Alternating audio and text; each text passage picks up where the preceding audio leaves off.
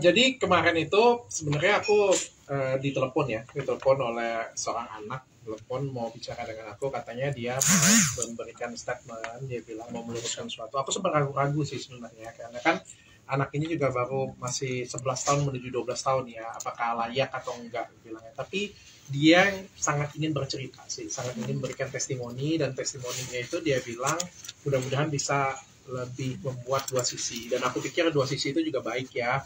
Makanya aku bilang nanti malam aku akan sempatkan waktu jam 8 malam kita akan bicara Zoom. Aku bilang kan apakah ada papa, aku bilang ada papa di situ, tapi aku pengen ngobrol dengan kamu aja. Aku bilang yang penting tanpa ada paksaan, jadi memang itu maunya dia. Maka aku juga sadar diri kan, waktu di video juga aku tanya mau di blur atau enggak wajahnya. Aku bilang kan kalau ada yang enggak nyaman kasih tahu saya ya, saya akan berhenti. Aku bilang kan apakah ada intimidasi atau tidak. Dan aku anggap apa yang dikatakan anak-anak kan jujur ya harusnya ya. Aku anggap apa yang diceritain dia mungkin itu yang dirasakan oleh Shan-i ya namanya, Shan-i ya. Lalu aku juga dapat kesempatan ngobrol dengan Mr. Edwin Wong juga gitu.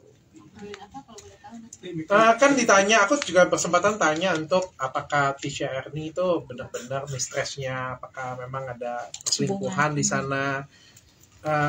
Ada banyak sih yang diobrolin, mungkin nonton di podcast aja ya. Tapi aku pandanganku secara pribadi ya aku tahu lah kalau di Indonesia kan segala sesuatu kalau sudah berselingkuh itu sudah pasti salah ya. Apalagi netizen sudah berpihak ya. Netizen kan maha benar ya. Aku nggak nyalain juga sih. Kalau menurutku dua-duanya punya porsi salah dan punya porsi benar. Aku mencoba bijaksana ya. Aku mencoba lebih bijaksana karena ini kan urusan keluarga orang lain sebenarnya ya. Aku sebagai host kan cuma memberikan media, memberikan ruangan untuk mereka berbicara saja ya. Kalau aku ngelihat dua-duanya ada porsi salah dan porsi benarnya. Kalau dari segi laki-laki ya bagaimanapun juga berselingkuh atau cheating itu ya tidak dibenarkan, itu juga salah sih. Tapi di satu sisi juga mungkin sang istrinya juga stres atau apa, kan kita nggak tahu ya seberapa dalam dia terlukanya sehingga dia mabuk atau apa, karena kan memang habit di Korea kan rata-rata minum kan, dan pukul anak atau scolding anak atau melakukan sesuatu ke anak ya. Si suaminya berpikir yang terbaik untuk anak sehingga kayak melindungi anak-anaknya, ngajak anak-anaknya pergi. Jadi kayak dua-duanya punya pandangan salahnya dan dua-duanya punya pandangan benernya di sisi masing-masing. Di satu sisi mungkin ayahnya ngelihat anaknya sering dipukulin, tidak diurus dengan baik, semakin lama kelakuannya semakin tidak baik, ya ada ketakutan sehingga kayak menjauhkan dari ibunya. Si ibunya juga kan mungkin ada yang kasar, aku buat seperti ini mungkin ya, aku seperti ini tuh karena kelakuanmu loh, kayak gitu. Kalau kita mau bijaksana kan gitu kan. Jadi dua-duanya tuh ada ya ada plus minusnya gitu kan. Kita sebagai netizen, aku berharap kalian semuanya itu bijaksana. Kenapa? Karena kalau kita terlalu berpihak pada satu sisi, kita anggap nih ya, dengan segala keterlukaannya itu kita anggap mereka seperti yang netizen inginkan. Kan yang kita lindungi sini kan bukan hanya hati seorang istri ya, tapi juga anak-anak ya. Itu juga penting sih anak-anak ya. Maka concernku tuh semuanya kayak gitu. Jadi kita jangan kayak aku menayangkan video tapi netizen membuli anak-anak. Kan menurutku kalian nggak lebih baik loh. Ya, ketika kalian belain si emaknya tapi kalian membuli si anaknya, itu kalian nggak baik sih menurutku kayak gitu. Kan kita harus mendengarkan dua pihak.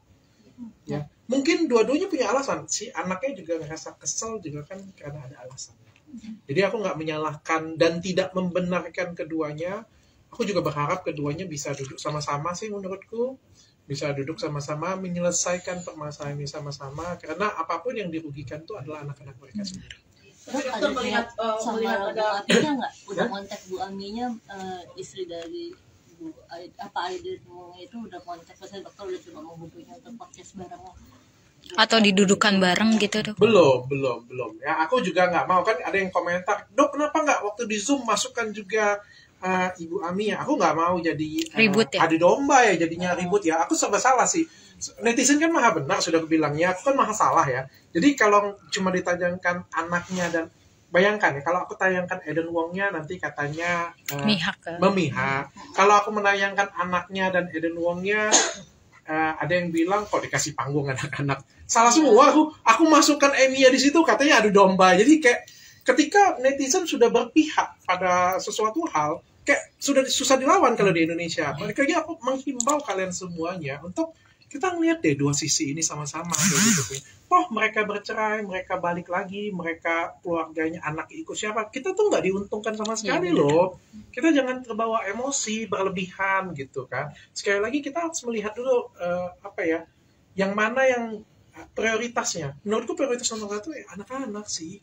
Kan kalian pengennya anak-anak dong, kesian anak-anak yang bayi tidak disusui ibunya. Tapi kalau misalnya sampai ke tangan mana dan ujung-ujungnya lebih terlantar kan juga nggak lebih baik dong. Karena tujuan kita itu bukan ada di 1-2 orang, tapi anak itu dirawat dengan baik.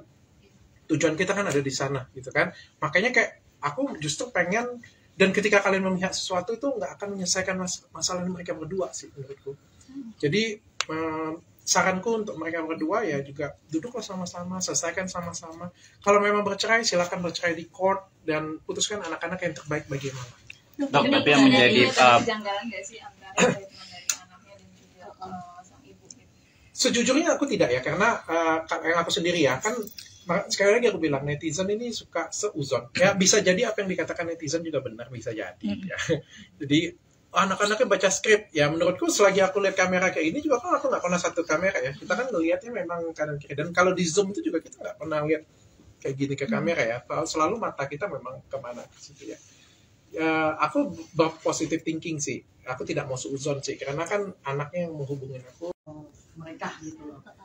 Menurut dokter solusinya sebenarnya seperti apa sih gitu? Nah, waktu di podcast sebenarnya kalau kalian nonton dengan baik, si suaminya membantah itu ya.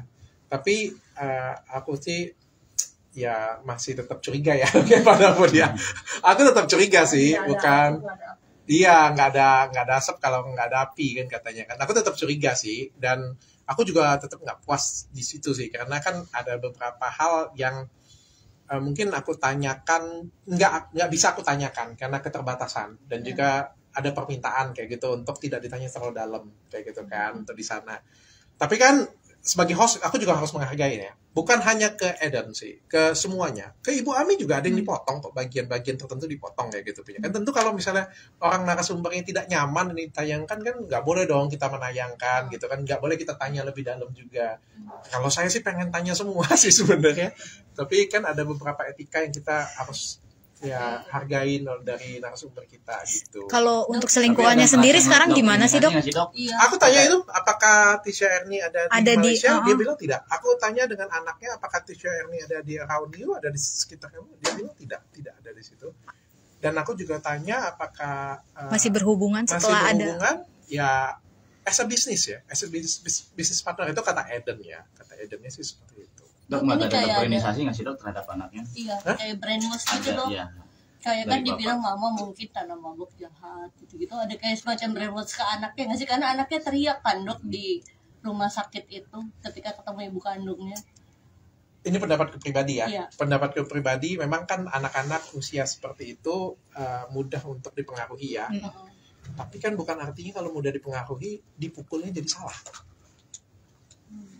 Aku rasa anak 12 tahun bisa ngelihat orang mabuk dan orang yang mukul, dan orang yang ngomongin bahwa kayaknya aku nggak kau tuh nggak layak deh lahir dari kandungan aku nyesel deh kalau lahir dari aku. Kayaknya itu nggak bisa di brainwash deh kata-kata itu ya. Lihat mabuk, lihat mukulin adiknya, kayak itu nggak bisa di brainwash deh. Kalau di brainwash itu kayak pandangan tentang emaknya nggak ngurus atau apa kayak gitu. Kalau kata-kata itu menurutku tidak di brainwash ya. Tapi mudah terpengaruh bisa jadi. Ya, makanya aku ngambil positifnya.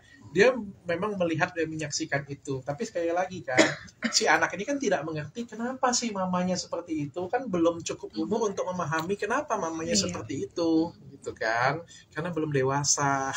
Mungkin kalau misalnya nanti lebih dewasa dia paham, oh iya, memang rasa diselingkuhin kan nggak enak ya, walau jadi stres gitu kan. Berarti anaknya nggak tahu perselingkuhan si papahnya Yang itu. aku tanyakan ke anaknya menjawabkan dia nggak ngerasa itu selingkuhan papanya. Oh, dia merasa itu adalah PA papanya. Oh, gitu.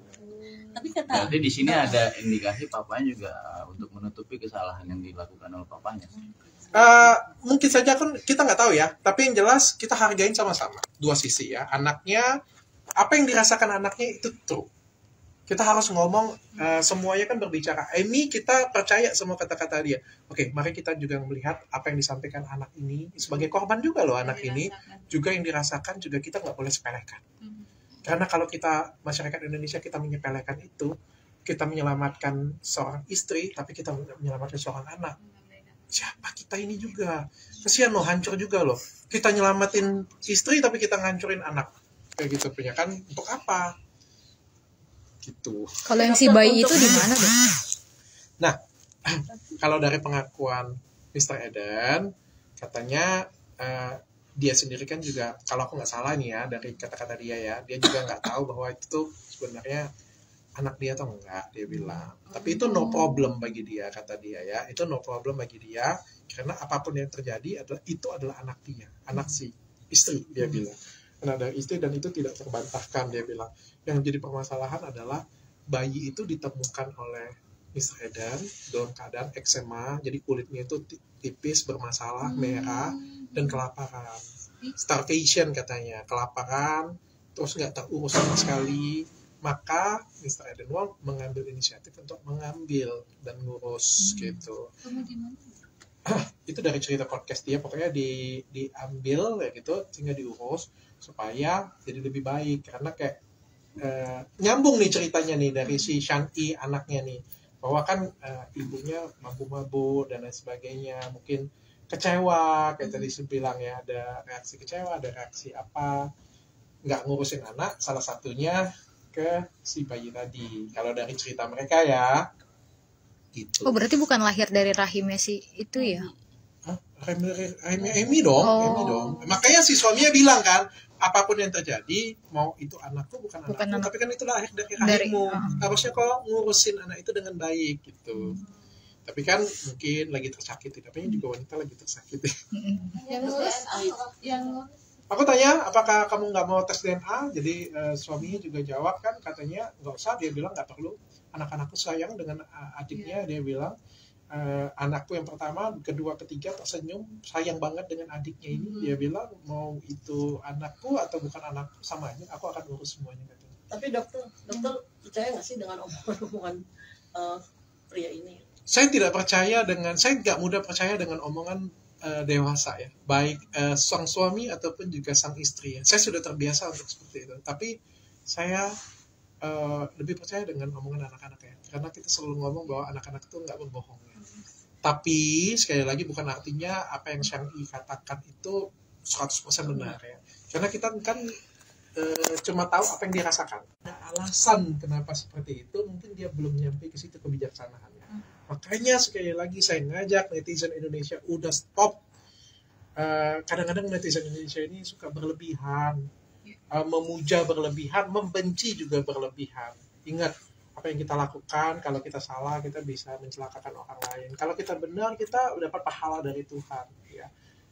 Kita bukan cuma mau melindungi istri, tapi juga kita mau melindungi anak-anak di sini. Jangan kita terlalu condong, tapi ya akhirnya membahayakan orang lain. Ini secara bijaksana ya. Aku tidak berpihak pada siapapun. Sekali lagi aku ngomong ya, aku tidak dibayar oleh siapapun dan aku bukan pengacara siapapun di sini. Tapi kalau didudukin bareng bakal rujuk nggak, Dok? Ada keinginan dari kedua belah pihak untuk bersama lagi? Kalau dari ngobrol sih, dari sang istri minta diceraikan baik-baik ya. Kalau dari suaminya juga mau menceraikan baik-baik. Cuma dari suaminya takut anak-anaknya lagi trauma semuanya, nggak mau anak-anaknya yang lagi trauma dengan ibunya gitu. Jadi mereka mengamankan anak-anak gitu. Dok, ini sampai misalnya dari setahu Tisha, kalau dari ceritanya sih nggak di Malaya ya, tapi aku nggak tahu ya. Dok, cerita nggak sih? Aku bukan asisten Tisha soalnya. Tapi nggak ada masalah, dia bilang, karena yang aku harus lindungin anak-anaknya. Jadi di sini juga yang aku nilai ya, adalah Mr. Eden-nya juga ada hal yang positif, di mana yang dia pengen lakukan adalah melindungi anak-anaknya, mental anak-anaknya. Tapi ada salahnya juga menurutku. Salahnya adalah ya berselingkuh, Wak. Di Indonesia pokoknya kalau selingkuh salah pasti kan. Gitu. Tapi dipecatnya cuma gara-gara ini doang kan ya Dok, kasus Ya ini. image lah. Masyarakat Indonesia, netizen Indonesia kan kalian luar biasa kalau sudah lagi kerja. Kalian luar biasa kalau lagi kerja ya. Semua dunia bergetar kalau kalian bekerja. Nah, kalau Tisha ini sendiri dokter udah menghubungi untuk podcast baru juga atau gitu mau gimana dok? Ya, aku juga sudah tanya juga untuk kesempatan untuk Indonesia juga ya. Tapi belum ini, dan aku pengen fokus ke Ramadan. Aku sudah ngomong dengan Mr. Eden. Mr. Eden kalau mau naik, aku bilang coba bisa kemarin, aku bilang. Karena per hari ini aku 30 hari acara Ramadan, full semuanya aku bilang. Jadi aku nggak ngurus dunia persilatan lagi kayaknya. Mau dunia pergosipan nggak, aku mengosongkan diri, mensucikan hati untuk acara Ramadan aja. Tapi dokter Tisha sendiri sempat ngobrol Nggak sempat. Aku banyak bertanya, tapi off the record dengan Mr. Eden. Terima kasih sudah menonton video ini. Jangan lupa subscribe dan aktifkan lonceng notifikasi supaya kamu nggak ketinggalan video terbaru dari Grit.